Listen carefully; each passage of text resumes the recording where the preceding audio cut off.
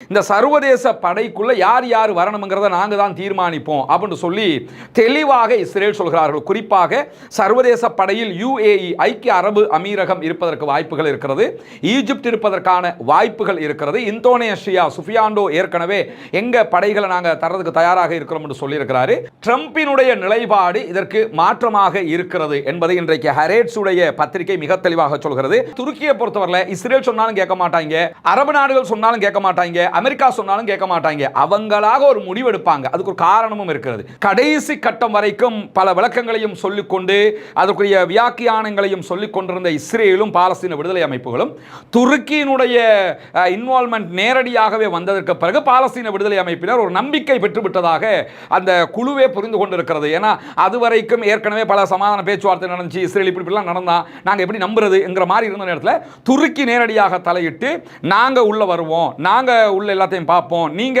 எங்களை நம்பி வரலாம் என்று சொன்னதற்கு பிறகுதான் பாலஸ்தீன விடுதலை அமைப்பினர் இந்த நிலையை எடுத்திருப்பதாக செய்திகள் இன்றைக்கு வெளியாகி.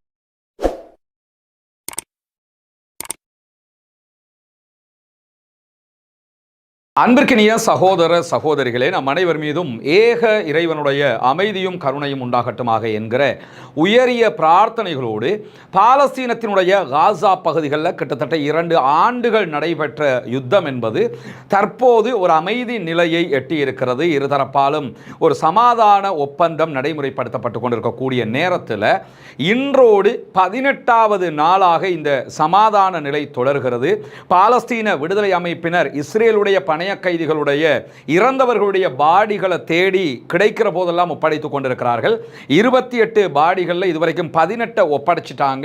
இன்னும் ஒரு 10 பாடிகள் பிணங்கள் ஒப்படைக்க வேண்டிய கட்டாயம் இருக்கிறது. அவற்றையும் தாங்கள் தேடிக்கொண்டிருக்கிறோம் என்று அறிவித்துக் கொண்டிருக்கக்கூடிய இந்த சூழல்ல இஸ்ரேல் எப்படியாவது மீண்டும் ஒரு யுத்தத்தை ஆரம்பிப்பதற்கான முனைப்புகளை திரும்ப திரும்ப ஏற்படுத்திக் கொண்டிருக்கிறது என்கிற செய்திகளும் தொடர்ந்து வெளிவரக்கூடிய நிலையில் இஸ்ரேலிய பிரதமர் பெஞ்சமின் நெதன்யாகுவும் இஸ்ரேலுடைய இராணுவமும் இஸ்ரேலில் இருக்கக்கூடிய ஆளும் அதே போன்ற எதிர்க்கட்சிகளும் சேர்ந்து ஒட்டுமொத்தமாக துருக்கிக்கு எதிரான சில கருத்துக்களை தொடர்ந்து வெளிப்படுத்தி வருகிறார்கள். அந்த அடிப்படையில் இன்றைக்கு மீடியாக்கள் உச்சம் தொட்டிருக்கக்கூடிய செய்தி என்னன்னா, காசாவினுடைய அபிவிருத்தி திட்டங்கள்ல, காசாவை மீண்டும் டெவலப் பண்ணுகிற விவகாரங்கள்லையோ அல்லது காசாவுக்குள்ள வருகிற சர்வதேச படைகள், இது சர்வதேச படை என்கிற பெயர்ல வரப்போகுதா அல்லது UN ஐநாவினுடைய அமைதி காக்கும் படை என்கிற பெயர்ல வரப்போகுதாங்கிற 2 கேள்வி இருக்குது. பாலஸ்தீன விடுதலை அமைப்பை பொறுத்தவரையில் ஐநாவினுடைய அமைதி காக்கும் படை என்பதில் அவர்கள் உறுதியாக இருக்கிறார்கள். சர்வதேச படை என்கிற பெயரில் உள்ள வரக்கூடாது என்பதிலும் தெளிவாக இருக்கிறார்கள். இதற்கான காரணமும் மிக தெளிவாக இன்றைய இஸ்ரேலிய அரசாங்கத்தினுடைய நிலைப்பாட்டில் தெளிவாக தெரிந்திருக்கிறது. ஏன் பாலஸ்தீன விடுதலை அமைப்பினர் சர்வதேச படை என்பதை மறுக்கிறார்கள், அதே நேரத்தில் ஐநாவினுடைய அமைதி படையை ஏன் ஏற்றுக்கொள்கிறார்கள்? என்னன்னா, சர்வதேச படை என்று வரும்போது இந்த சர்வதேச படைக்குள்ள யார் யார் வரணுங்கிறத நாங்க தான் தீர்மானிப்போம் அப்படின்னு சொல்லி தெளிவாக இஸ்ரேல் சொல்கிறார்கள். குறிப்பாக சர்வதேச படையில் UAE ஐக்கிய அரபு அமீரகம் இருப்பதற்கு வாய்ப்புகள் இருக்கிறது, ஈஜிப்ட் இருப்பதற்கான வாய்ப்புகள் இருக்கிறது, இந்தோனேஷியா சுஃபியாண்டோ ஏற்கனவே எங்க படைகளை நாங்க தரதுக்கு தயாராக இருக்கிறோம் என்று சொல்லியிருக்கிறாரு. இப்படியான சில நாடுகளுடைய படைகள் வருவதற்கு வாய்ப்பு இருக்கிறது. ஆனால் ஐநா அமைதி காக்கும் படை என்று வரும்போது ஐநா அமைதி காக்கும் படையில் அதிகமாக யார் உள்ளே இருப்பாங்கன்னா துருக்கியினுடைய படைகள் உள்ளே இருப்பார்கள். இதை அடிப்படையாக கொண்டுதான் பாலஸ்தீன விடுதலை அமைப்பினர் ஐநா அமைதி காக்கும் படை உள்ளே வருவதற்கு எங்களுக்கு ஆட்சேபனை இல்லை என்று சொல்கிறார்கள். இஸ்ரேல் ஐநா அமைதி காக்கும் படை வரக்கூடாது, சர்வதேச படைகள் வர வேண்டும் என்று சொல்கிறார்கள். அப்படி சொன்னால் துருக்கி சர்வதேச படை என்று வந்துட்டா அதை நாங்க தான் தீர்மானிப்போம். UAE ஓகே, அதே மாதிரி ஈஜிப்ட் ஓகே, சுபியாண்டோ அவருடைய இந்தோனேஷியாவில் படை அனுப்புறாரா ஓகே, துருக்கி உள்ள வரக்கூடாது இப்படி சொல்லிடுவாங்க. இதைத்தான் திரும்ப திரும்ப சொல்லிக் கொண்டிருந்தவர்கள் இன்றைக்கு வெளிப்படையாகவே துருக்கி எக்காரணம் கொண்டும் காசாவுக்குள்ள வரக்கூடாது என்று பிடியாக நின்று கொண்டிருக்கிறார்கள். அதற்காக அவர்கள் பல முயற்சிகளையும் எடுக்கிறார்கள். இது சாத்தியமா என்பதும் இந்த இடத்தில் எழக்கூடிய ஒரு முக்கியமான கேள்வியாக இருக்கு. இன்றைக்கு இஸ்ரேலுடைய ஹரேட்ஸ் பத்திரிகை ஒரு விரிவான கட்டுரையை இது தொடர்பாக எழுதியிருக்கிறார்கள். ஏற்கனவே அமெரிக்காவினுடைய மார்க்கோ ரூபியோ சொன்ன கருத்துக்கள், அதே போன்று அமெரிக்காவின் துணை அதிபர் சொன்ன கருத்துக்களை எல்லாம் மேற்கோள் காட்டியிருக்கிறாங்க. காசாவுக்குள்ள எந்த சர்வதேச படை வாரினாலும் இஸ்ரேலுடைய அனுமதியோட தான் வருவாங்க. இந்த வேர்டு எதுக்கு சொல்றாங்கன்னா, இன்டர்நேஷனல் படை வந்தால் இந்த மாதிரி வரலாம்ன்றது அவங்க தீர்மானிக்கணுங்கிறதுக்காக. ஆனால் நிலைமை அப்படி இருக்கிறதா என்று சொல்லி பார்த்தீங்கன்னு சொன்னா, ட்ரம்பினுடைய நிலைப்பாடு இதற்கு மாற்றமாக இருக்கிறது என்பதை இன்றைக்கு ஹரேட்ஸுடைய பத்திரிகை மிக தெளிவாக சொல்கிறது. மத்திய கிழக்கினுடைய ஹரேட்ஸ் பத்திரிகைக்கான ஆய்வாளராக செயல்படக்கூடிய ஸ்லெவி பரேலுடைய மிக அழகான ஒரு ஆய்வு கருத்துக்களை தான் அந்த கட்டுரை சுமந்து வந்திருக்கிறது.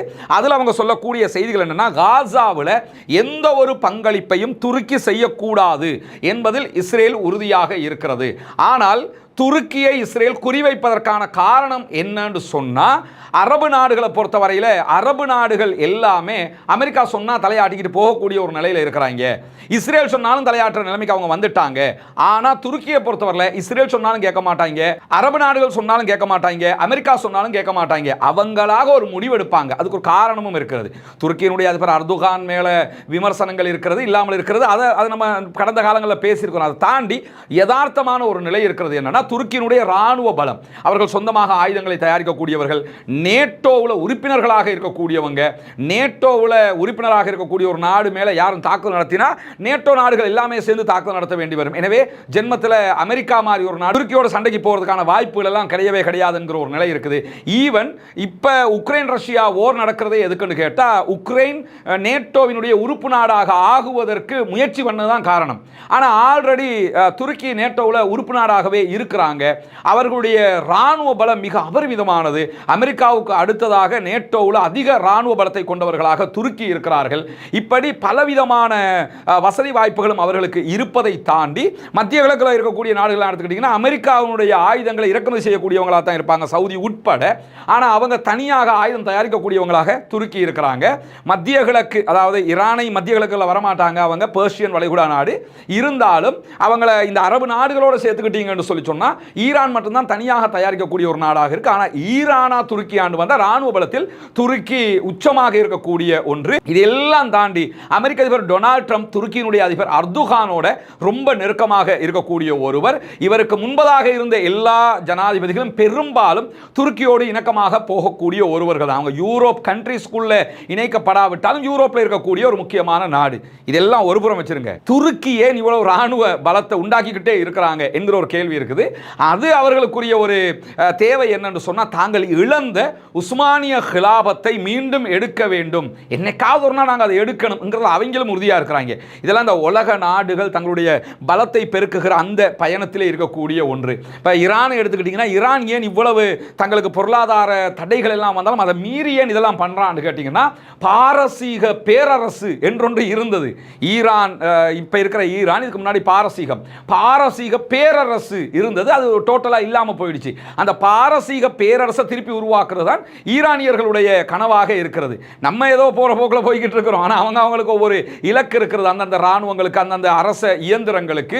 அது அர்துகான் இருந்தாலும் இல்லாவிட்டாலும், அல்லது காமெனி இருந்தாலும் இல்லாவிட்டாலும், பெசக்ஷியன் இருந்தாலும் இல்லாவிட்டாலும், எங்களுடைய அரச கொள்கை இது என்று சொல்லி போய்கொண்டு இருக்கிறார்கள். இப்படியான அவர்களுடைய இழந்த உஸ்மானிய ஹிலாபத்தை நோக்கிய அடுத்த பாய்ச்சலுக்காக வேண்டியும் இப்படி செயல்படுகிற அதே நேரம் இஸ்ரேல் ஏன் உள்ள காசாவுக்குள்ள வரக்கூடாது துருக்கிங்கிறதுல கவனமா இருக்கிறாங்கன்னு சொன்னா, ஆல்ரெடி இந்த துருக்கிக்கும் அரபு நாடுகளுக்கும் இடையில இந்த உஸ்மானிய கிலாபத்து உடைஞ்ச காலத்தில் இருந்தே ஒரு இணக்கமான நிலை இருந்ததில்லை. ஆனால் அண்மை காலமாக ஒரு 10-20 ஆண்டுகளாக நீங்கள் எடுத்துக்கிட்டீங்கன்னு சொன்னால், அரபு நாடுகள் எல்லாவற்றோடும் துருக்கி இணக்கம் பாராட்டி விட்டது. அரபு நாடுகளுடைய எந்த மாநாட்டிலையும் துருக்கி இல்லாத மாநாட்டை நீங்கள் பார்க்க முடியாது. பெரும்பாலும் துருக்கி இருப்பாங்க, எல்லா விவகாரத்திலையும் தலையிடுவாங்க. ஈவன் லிபியாவில் ஆட்சி கவிழ்ப்பு, ஆட்சி வந்தது போனது பிரச்சனை எல்லாத்துலையும் பார்த்தீங்கன்னா அமெரிக்கா இருந்தாங்கன்னா துருக்கி மறுபக்கம் இருந்திருப்பாங்க. அதே மாதிரி கத்தரில் எந்த ஒரு பிரச்சனை வந்தாலும், கத்தருடைய எந்த செயல்பாடு வந்தாலும் அதில் துருக்கி இருப்பாங்க.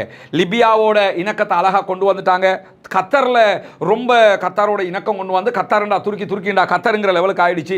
சோமாலியாவோட பல நாடுகள் பிரச்சனைகளை பட்டுக்கிட்டே இருக்கிற நேரத்தில் அமெரிக்கா போன்ற வல்லாதிக்க நாடுகள் சோமாலியாவோட பெரிய பெரிய சிக்கல்களை சந்திக்கிற அதே நேரத்தில் சோமாலியாவோட ரொம்ப நெருக்கமாக இருக்கக்கூடிய நாடாக துருக்கி மாறிடுச்சு. அதே மாதிரி ஈராக் பிரச்சனையாக இருந்தாலும் சரி, அதுக்கு பிறகு வந்த பிரச்சனையாக இருந்தாலும் சரி, துருக்கியினுடைய வகிபாகம் ரொம்ப அபரிமிதமாக மாறி இருக்கிற அதே நேரத்தில் சிரியாவில் பஷர் அல் அசாத்தினுடைய ஆட்சி கவிழ்ப்புக்கு காரணமாக இருந்தது துருக்கியும் துருக்கியினுடைய இராணுவமாக இருக்கிற இருக்கிறது. பிறகு இப்போ வந்திருக்கக்கூடிய அகமது அல் ஷாராவினுடைய அரசாங்கத்தை தக்க வச்சுக்கிட்டு இருக்கிறது.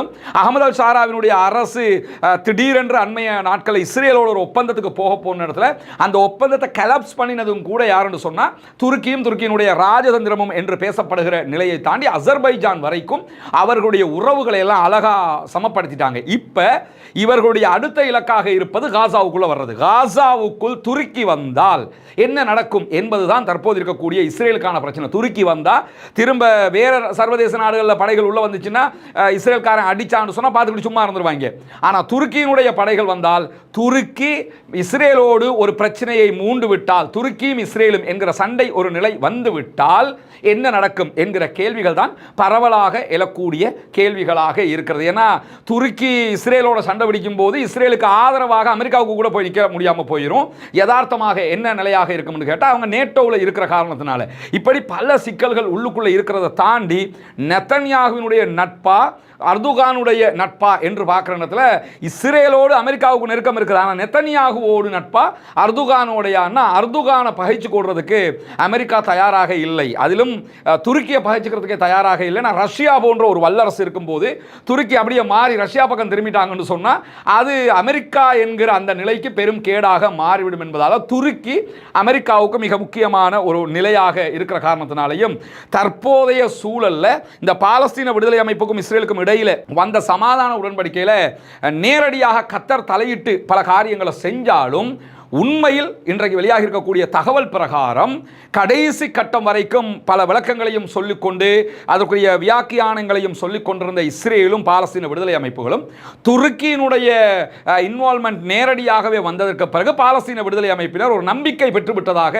அந்த குழுவே புரிந்து கொண்டிருக்கிறது. ஏன்னா அதுவரைக்கும் ஏற்கனவே பல சமாதான பேச்சுவார்த்தை நடந்துச்சு, இஸ்ரேல் இப்படிலாம் நடந்தா நாங்கள் எப்படி நம்புறது என்கிற மாதிரி இருந்த நேரத்தில் துருக்கி நேரடியாக தலையிட்டு நாங்கள் உள்ள வருவோம், நாங்கள் உள்ள எல்லாத்தையும் பார்ப்போம், நீங்க எங்களை நம்பி வரலாம் என்று சொன்னதற்கு பிறகுதான் பாலஸ்தீன விடுதலை அமைப்பினர் இந்த நிலையை எடுத்திருப்பதாக செய்திகள் இன்றைக்கு வெளியாகி இருக்கு. சர்வதேச அரசியல் என்பது உள்நாட்டு அரசியல் மாதிரி நாளுக்கு நாள் மாறக்கூடிய ஒன்றாக இருக்கக்கூடிய நேரத்தில் துருக்கியினுடைய அரசியல் என்பது கொஞ்சமே ஓவராகவே வித்தியாசப்பட்ட உள்நாட்டு குழப்பமெல்லாம் அவங்களுக்குள்ளும் இருக்குது, அது வேற.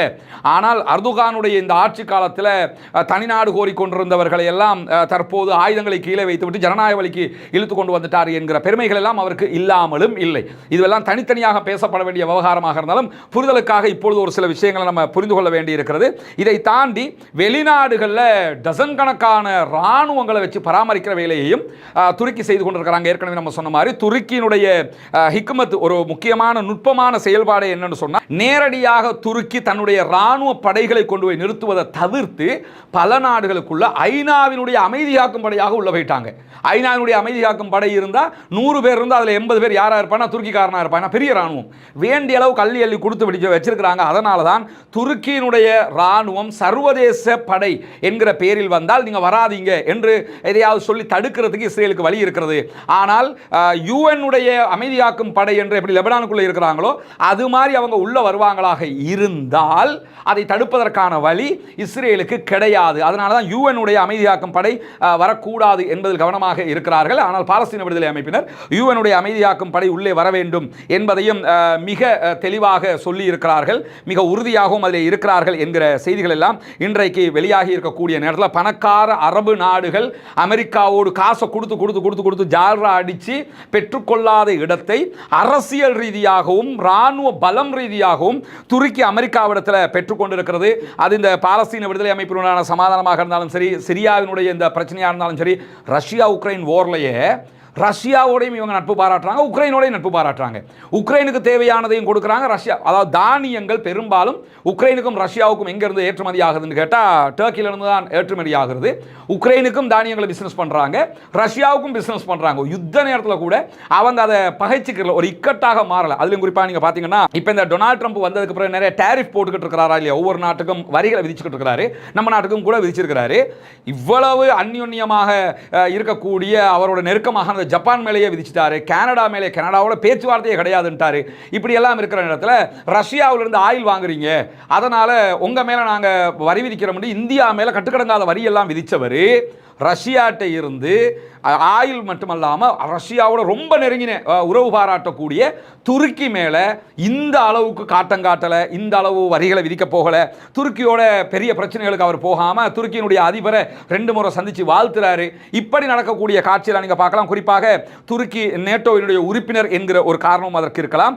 அதே நேரத்தில் நேட்டோவினுடைய உறுப்பினராக இருந்துகிட்டே ரஷ்யாவினுடைய S-400 வகையான பாதுகாப்பு அமைப்பு, இந்த அயன் டோம் மாதிரி உள்நாட்டுக்குள்ளே எது வந்தாலும் தடுக்கக்கூடிய ஒன்று தான் S-400 வகையான அந்த அயன் டோம் மாதிரி புரிஞ்சுக்கிறீங்க. அப்படியான வான் தடுப்பு பிரிவு அதை அவங்க எடுத்தாங்க. எடுத்த நேரத்தில் அமெரிக்காவுக்கும் துருக்கிக்கும் இடையில் ஒரு பிரச்சனை வந்தாலும் அதையும் சமாளிச்சு அதையும் ஏற்றுக்கிட்டது மட்டுமல்லாமல் அந்த நேரத்தில் F-35 விமானங்களை நாங்கள் உங்களுக்கு விற்க மாட்டோம் என்றெல்லாம் அமெரிக்கா சொன்னாலும் பிறகு அதுகளையும் அவர்களுக்கு கொடுப்பதற்கு அவங்க தயாராகி இருக்கக்கூடிய நிலைகள் எல்லாம் உருவாகி இருக்கிறது. எனவே இஸ்ரேலுக்கு எதிராக ஐநாவினுடைய படை காசாவுக்குள் வருகிற போது கண்டிப்பாக அதிலே துருக்கியினுடைய படைகள் இருக்கும் என்கிற காரணத்தினால பாலஸ்தீன விடுதலை அமைப்பு ஐநாவினுடைய படை வருவதை ஆதரிக்கிறார்கள்.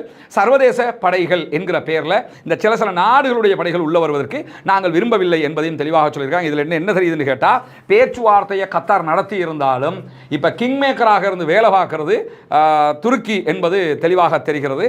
உண்மையிலேயே அவர்களுடைய இந்த மாதிரியான போங்கு என்பது காசா ஒரு விடிவு காலத்துக்குரிய வாய்ப்பாக இன்ஷா அல்லாஹ் அமைவதற்கு நம்ம அத்தனை பேரும் பிரார்த்தனை செய்கிற அதே நேரத்தில் பிரதமர் பெஞ்சமின் நெதன்யாகு இஸ்ரேலிய பிரதமர் பெஞ்சமின் நெதன்யாகு இன்றைய தினமும் நீதிமன்றத்தில் ஆஜராகி இருக்கிறார். ஊழல் குற்றச்சாட்டு காரணமாக இன்றைக்கு ஆஜரானவர் கேமராவுக்கு முன்னாடியும் இல்லாமல் அதே நேரத்தில் பப்ளிக் கோர்ட்டில் இல்லாமல் என்ன ரகசியமாக விசாரணை நடத்த வேண்டும் என்கிற கோரிக்கையை விடுத்த நேரத்தில் நீதிபதிகள் அதை ஏற்றுக்கொண்டு இன்றைக்கு ரகசிய விசாரணை நடைபெற்று வருகிறது. இன்னைக்கு முடியுமோ தெரியல.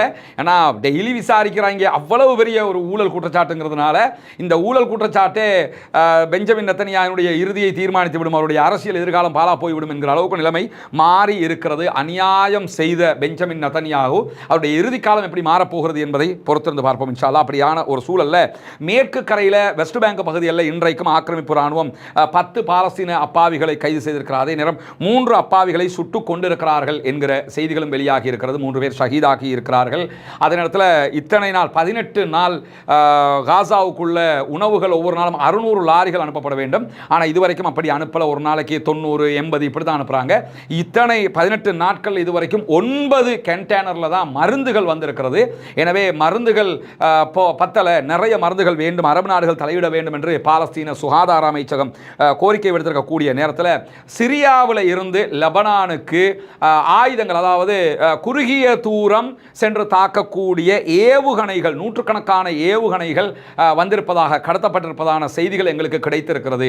எனவே இது யுத்த நிறுத்த மீறல், ஹிஸ்புல்லாக்கள் யுத்த நிறுத்த மீறலில் ஈடுபடுகிறார்கள், நாங்கள் ஹிஸ்புல்லா மேல தாக்குதல் நடத்த வேண்டி வரும் என்கிற செய்திகளை இன்றைக்கு இஸ்ரேல் சொல்லி இருக்கிறது. இதுவரைக்கும் பல யுத்த நிறுத்த மீறல்களை லெபனானில் இஸ்ரேல் செய்து வந்தாலும் ஹிஸ்புல்லாக்கள் மீண்டும் எதிர்த்து தாக்காமல் இருக்கிறார்கள். அஹமது அல் ஷாரா ஆட்சிக்கு வந்ததற்கு பிறகு, குறிப்பாக பஷர் அல் அசாதினுடைய ஆட்சி சிரியாவில் இல்லாமல் போனதுக்கு பிறகு அவர்களுக்கு ஆயுத வருத்தி என்பது குறைந்திருந்தது ஒரு பெரிய காரணமாக சொல்லப்பட்டது. ஹிஸ்புல்லாக்கள் பின்னடைவை சந்தித்திருக்கிறார்கள் என்றெல்லாம் சொல்லப்பட்ட நிலையில் இன்றைக்கு ஆயுதங்கள் வந்திருப்பதான செய்திகள் வந்திருக்கிறது. ஆனால் இஸ்ரேல் இதை சொல்றாங்க, இதுவரைக்கும் ஹிஸ்புல்லாக்கள் தொடர்பாக எந்த செய்திகளையும் சொல்லவும் மாட்டாங்க. ஏன்னா ஆமா நாங்கள் சிரியா வழியாக ஆயுதம் எடுத்தோம்னு சொல்லுவாங்களா, சொல்ல மாட்டாங்க. ஆனால் அமெரிக்காவுக்கு இதை இஸ்ரேல் சொல்லி இருக்கிறது, மீண்டும் தாக்குதல் நடப்பதற்கான வாய்ப்புகள் இருக்கிறது என்கிற செய்திகளும் வெளியாகி கொண்டிருக்கக்கூடிய சூழல்ல இன்றைய தினம் கேபினட், டிஃபென்ஸ் கேபினட்டை கூட்டுறாரு பெஞ்சமின் நெதன்யாகு. பாலஸ்தீன விடுதலை அமைப்பு தொடர்ந்து யுத்த நிறுத்த மீறலில் ஈடுபடுகிறது என்கிறார்கள். ஆனால் இந்த 18 நாட்களுக்குள்ளாக இஸ்ரேல் 196 தடவைகள் காசா மீது அநியாய தாக்குதல்களை நடத்தி இருக்கிறார்கள் என்கிற செய்திகளும் வெளியாகி இருப்பதை நம்ம பார்க்க முடிகிறது. அதே நேரத்தில் பாலஸ்தீன விடுதலை அமைப்பினுடைய செய்தி தொடர்பாளர் அஸ்ஸாம் காசிம் அவர்கள் இன்றைக்கு வெளியிட்டிருக்கக்கூடிய அல் ஜசீராவினுடைய முபாஷருக்கு ஒரு பேட்டி கொடுத்திருக்கிறாரு. அந்த பேட்டியில் சொல்லும்போது பாலஸ்தீன விடுதலை அமைப்பினர் எந்த இடத்திலும் யுத்த நிறுத்த மீறலில் ஈடுபடவில்லை, நாங்கள் உள்ளே இருக்கக்கூடிய பணைய கைதிகளுடைய உடல்களை தோண்டுவதற்கு முயற்சி பண்ணுறோம், அதற்கு தேவையான மெஷினரிஸ் எதுவுமே எங்களுக்கு இன்னும் கிடைக்கல, இருக்கிறத வச்சு தான் நாங்கள் அதை பண்ணிக்கிட்டு இருக்கிறோம் என்கிறத தாண்டி கிட்டத்தட்ட 10,000க்கு மேற்பட்ட அப்பாவிகளுடைய ஜனாசாக்கள் கட்டிட இடிபாடுகளுக்குள் சிக்கி இருக்கிறது. நாங்கள் இஸ்ரேல்காரன் பணத்தை மட்டும் இல்லை எடுக்கணும், எங்கள் அப்பாவிகளுடைய ஜனாசாக்கள் இருக்குது, அதை நாங்கள் எடுக்க வேண்டியிருக்கிறது. எனவே அந்த வேலையும் செய்யறதுக்கு தேவையான மெஷினரிஸ் உள்ள வரணும், அதை உள்ள கொண்டு வந்துட்டாங்கனாலே அவங்களோட ஆக்களையும் நாங்கள் அவசரமாக தேடி கொடுத்துருவோம். இது வரைக்கும் 18 கொடுத்துருக்கிறோம், இன்னும் 10 தான் கொடுக்கணும் என்கிற தகவல்களையும் அவர்கள் சொல்லியிருப்பது மட்டுமல்லாமல் இன்றைக்கு மேலதிகமாக இஸ்ரேலிய ஆக்கிரமிப்பு இராணுவத்தில் 18 மாதங்களுக்கு நாட்களுக்குள்ளாக 279 தற்கொலைகள் முயற்சிகள் பதிவாகி இருக்கிறது என்கிற செய்திகள் வெளியாகி இருக்கிறது. ஒரு நாட்டையே ஆக்கிரமித்த ஆக்கிரமிப்பு இராணுவம், ஆக்கிரமிக்கப்பட்டவன் தற்கொலை பண்ணி சாகுவான் என்றுதான் உலகத்தில் நம்ம கேள்விப்பட்டிருக்கிறோம். ஆனால் ஆக்கிரமிக்கிறவனே தற்கொலை பண்ணி சாகுறானுங்கிறது முதல்ல இங்கே தான் நம்ம பார்த்துக்கிட்டு இருக்கிறோம். இவர்களுடைய லட்சணமும் இவர்களுடைய மன உறுதியும் இவர்களுடைய தைரியமும் இவ்வளவுதான் என்பதையும் நம்ம புரிந்து கொள்ள முடிகிறது. பாலஸ்தீனம் தொடர்பாக இன்றைக்கு வெளியாக இருக்கக்கூடிய மிக முக்கியமான செய்திகளைத்தான் இதிலே பார்த்திருக்கிறோம். பாலஸ்தீனம் வெற்றி பெற வேண்டும், பாலஸ்தீனம் சுதந்திரம் அடைய வேண்டும், பாலஸ்தீன மக்களும் நம்மை போன்ற நிம்மதியானவர்களாக மாற வேண்டும், வாழ வேண்டும் என்கிற உயரிய பிரார்த்தனையோடு பாலஸ்தீன அப்பாவிகளுக்காக பிரார்த்திக்கிறார். அதே நேரம் பாலஸ்தீன மக்களுக்காக தொடர்ந்தும் ஜனநாயக ரீதியாக குரல் எழுப்புவமாக வாகிறது. அல்ஹம்துலில்லாஹி ரப்பில் ஆலமீன்.